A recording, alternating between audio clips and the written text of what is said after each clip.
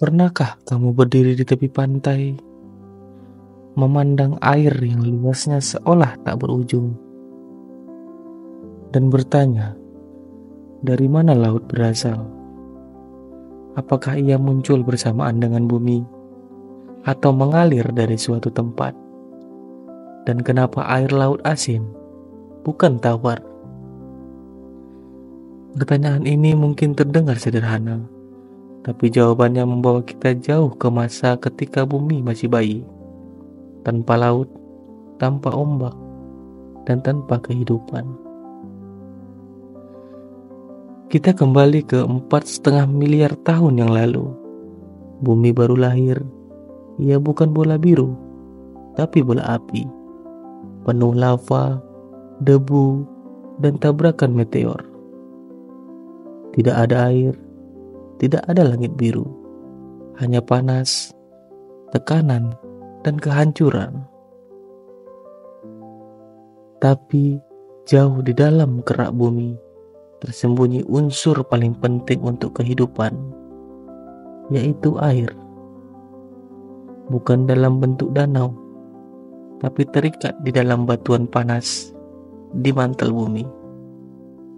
Ketika gunung api pertama meletus, bukan hanya lava yang keluar, tapi juga uap air yang perlahan membentuk atmosfer awal.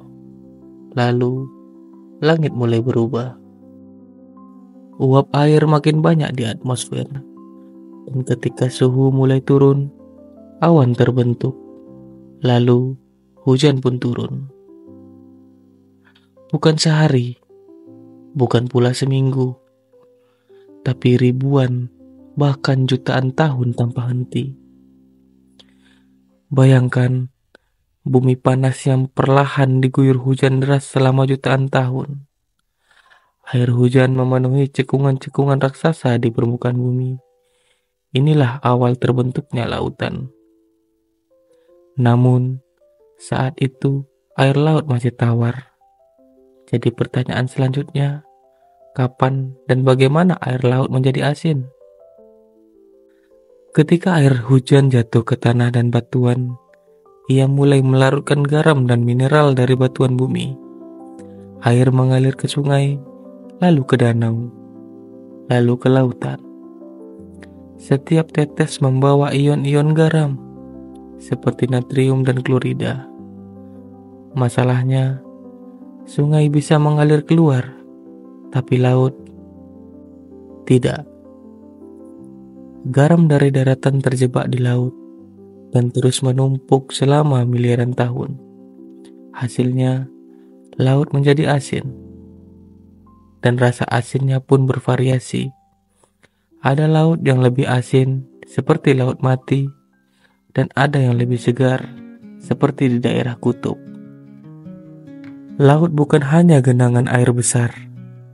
Ia bergerak lewat arus, pasang surut, dan gelombang. Laut juga menyimpan panas, mengatur iklim, dan menghasilkan oksigen. Di kedalaman laut, ada arus raksasa seperti sungai bawah air.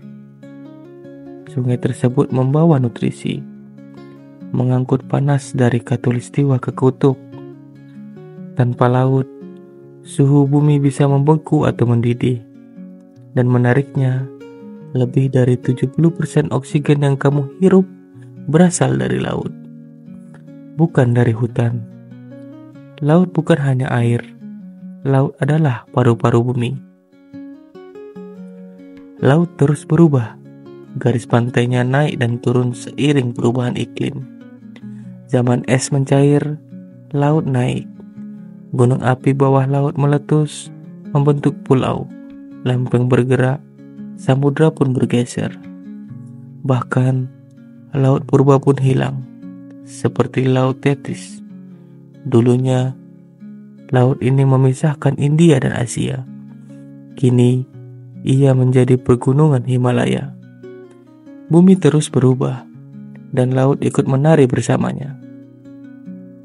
Jadi, saat kamu berdiri di tepi pantai, melihat ombak memecah, mencium aroma asin air laut, ingatlah, air itu adalah sisa dari letusan gunung purba, dari hujan jutaan tahun, dari batuan yang perlahan larut. Laut adalah kenangan bumi, disimpan dalam bentuk air asin raksasa. Dan selama ia ada, kehidupan akan terus berlanjut.